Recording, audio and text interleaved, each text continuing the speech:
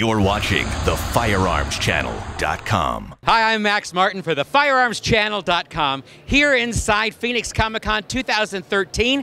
And with me is Steve Lentz with the 501st Legion Dune Sea Garrison. Steve, how you doing today? Very good. How are you doing? I'm doing all right. You know, one of the things that everybody loves about Star Wars is the weaponry. We have three perfect examples here. Tell me about what you're holding in your hand and the relationship that they had to actual weapons platforms. Yep.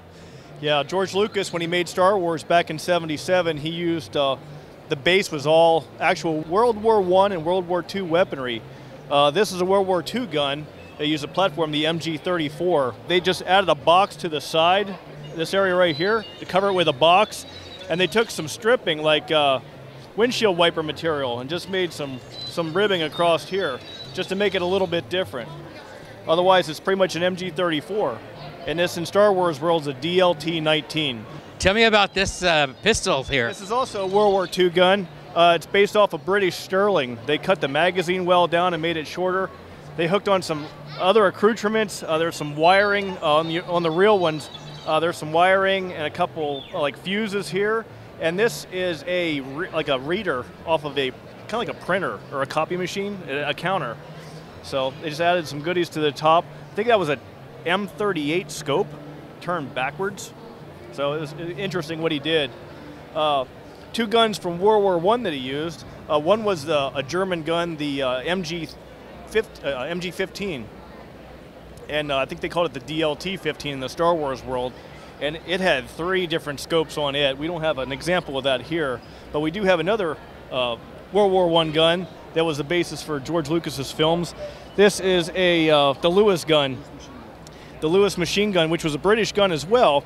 They called it in Star Wars world, that's the T-21, and they didn't have the drum magazine on top in the movies. Now, tell me a little bit about the 501st Legion. The 501st Legion is an organization, we're an international organization. There's over 5,000 members.